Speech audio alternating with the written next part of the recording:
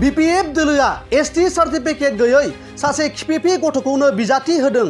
नब कुमार सरनिया सोर हाग्रामाया सोर बे बाथ्राखौ जोङो सिगांनिफ्रायनो बुंबोबाय थाखादों आरो नै बावैसो जे बिथांमोना सासे खिफिफि गथ'खौनो MP केन्डिडेट होदों।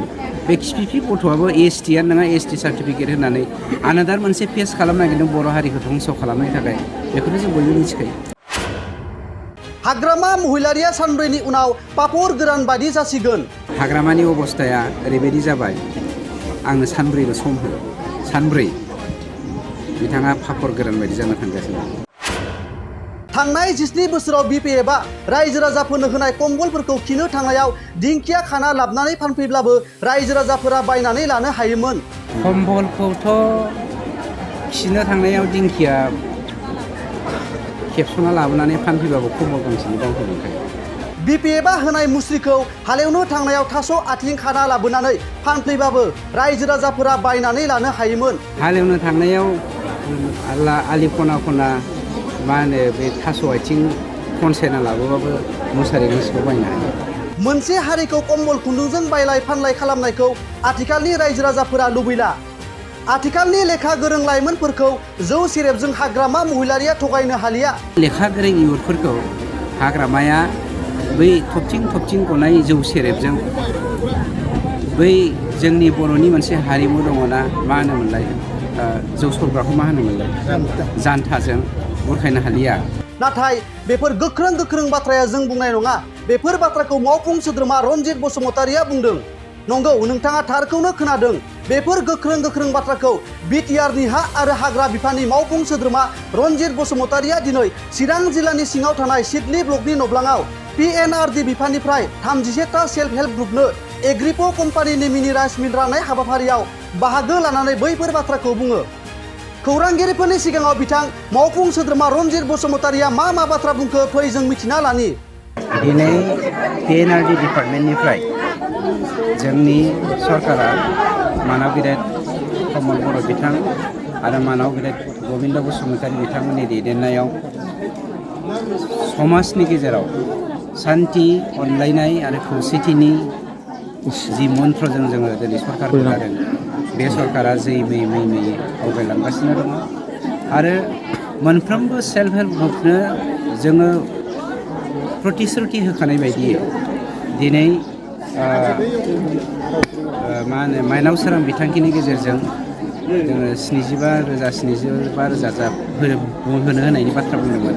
बे खामानिखौ मावगासिनो दङ आरो क'क्राझाराव बे हाबाफारिया दा जाफुंगासिनो दङ। सेल्फ हेल्प ग्रुपफोरनि नामाव माइनाव सोरां बिथांखिनि 75,000 रां अनसुंथाइ होनाया आरो दिनै PNRD डिपार्टमेन्टनियाबो सिडली नैबे ब्लक डेभेलपमेन्ट अफिसनि सिङावहाय 31टा जोंनि सेल्फ हेल्प ग्रुपनो नैबे मिनि माइ सौग्रा मिल, गुन्दै सौग्रा मिल आरो मा होनो हालदै गुन्दै सौग्रा मिलखौ दिनै राननानै होनाय जादों। गतिके डेभेलपमेन्ट अफिस बिथांखिजों जोंनि जा बिथांखिफोर बे बिथांखिफोरखौ मावनो मोननानै गावनि आखाइजोंनो होनो मोनब्ला खोब गोजोननाय मोनो। मानोना बेखौ समाजा लुबैयो। नाथाय सोर BPFनि दैदेनगिरि बिथांमोना बुङो जोंनि समाव कम्बल सुथा बायदिसिना रानना होदोंमोन नाथाय BPF सरकारा दासिमाव रायजो राजाफोर कम्बलखौथ' खिनो थांनायाव दिंखिया खेबस'ना लाबोनानै फानफैबाबो कम्बल गांसेनि दामखौ मोनखायो। हालेवनो थांनायाव आलि खना खना मा होनो बे थास' आथिं खनसायना लाबोबाबो मुसारि गांसेखौ बायनो हायो। हारिखौ बिबेकखौ समाजखौ कम्बल आरो खुन्दुंजों बायलाय फानलाय खालामनायखौ दिनैनि समाजा लुबैला। नंखायनो आं दहायबो नोंथांमोननो बुंखाबाय BPFआ ओरैबायदि हालोदाव फैबाय MP इलेक्सननि उनाव जेरै लावखारफ्रा जोंना लावखार आंगोफोरा मोसौ गुमनायाव बोरमा गुमनायाव मा होनो लावथिजों सादा नानानै जायोना लावथि खर'जों BPFआ बेफोरबायदि समाजजों नाजानायनि बे माबायाव अबस्थायाव फैबाय थासारियाव फैबाय। एग्रिफ्राव मोनगैयै सेल्फ हेल्प ग्रुपनि मानसिफोरखौ नोंथाङा नैबे मिनि राइस मिलखौ माबायदि इउज खालामजानो लुबैयो?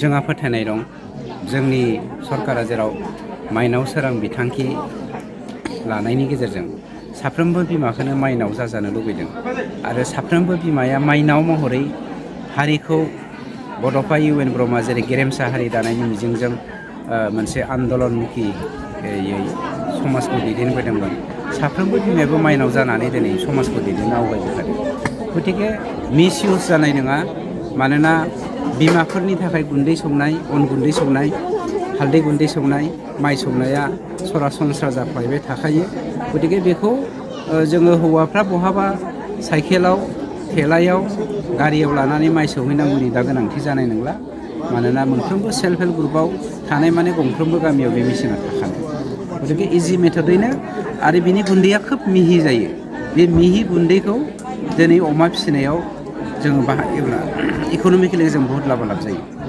सार नबकुमार सर'निया बुंदों जे हाग्रामा महिलारिया फैगौ BTC इलेक्सननि उनाव शिफ्ट जागोन होननानै बुंदों नंगौ नामा नबकुमार सर'नियाखौ हाग्रामा महिलारिया ST सार्टिफिकेट होनानै बर' हारिखौ धंस खालामनो नागिरनायनि षड़यन्त्रआनो हाग्रामा महिलारि आरो नबकुमार सर'निया सोर हाग्रामाया सोर बे बाथ्राखौ जोङो सिगांनिफ्रायनो बुंबोबाय थाखादों आरो नै बावैसो जे बिथांमोना सासे खिफिफि गथ'खौनो MP केन्डिडेट होदों बे खिफिफि गथ'आबो STआनो नङा ST सार्टिफिकेट होनानै आनादार मोनसे पेस खालामनो नागिरदों बर' हारिखौ धंस खालामनायनि थाखाय बेखौथ' जों बयबो मिथिखायो सार बावैसो साननि सिगां बनसुनि आरो BSUनि मानसिफ्रा इउपिपिएल जगदान जादों नाथाय बिसोरनि जगदान जानायखौ BPFनि मानसिफ्रा बुंदों जे बिथांमोना इउपिपिएल दोलोनि माखासे सेक्रेट बाथ्राफोरसो खावनो थांदों होननानै बियो बेसेबां गोनांथार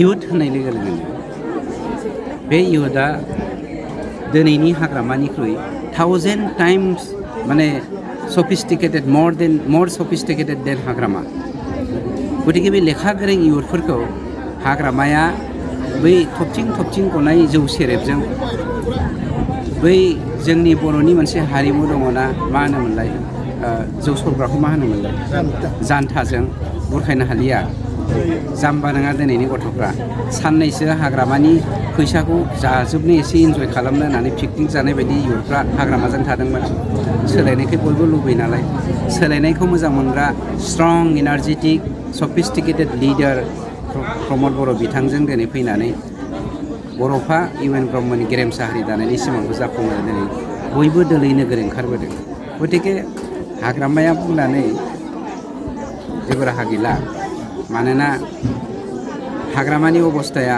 ओरैबायदि जाबाय आंनो सानब्रैल' सम हो सानब्रै बिथाङा फाखर गोरान बायदि जाना थांगासिनो सानब्रैनि उनाव नोंथांमोना आंखौ मिडियायाव लोगो हमफिन मोनसे फोसावथाय बाजाज बेग लानो गोसो गुदुं सुबुंफोरनि थाखाय गोजोनथाव खौरां क'क्राझार सोहोराव थानाय दावहारु अट' एजेन्सिया फैगौ 6 मार्चनिफ्राय 12 मार्चसिम मेगालन आरो एक्सचेन्ज मेला होगासिनो दं दावहारु अट' एजेन्सियाव बायगिरि बिथांमोना लवेस्ट डाउन पेमेन्ट होनानै बाजाज बेग लानो हागोन नोंथांमोना क'क्राझार सोहोराव थानाय दावहारु अट' एजेन्सि श'रुमजों लोगोसे कारिगाव फेस्टिव आउटलेट आरो दतमा फेस्टिव आउटलेट आरो भटगाव फेस्टिव आउटलेट ब्रान्च श'रुमावबो होबाय थानाय मेगालन आरो एक्सचेन्ज मेलायाव फैनानै नोंथांनि लुबैनाय बाजाजनि बाइकखौ लांफैनो हागोन बाजाजनि बाइक सालायनो मोजां मोनग्रा रायजो राजाफोरनो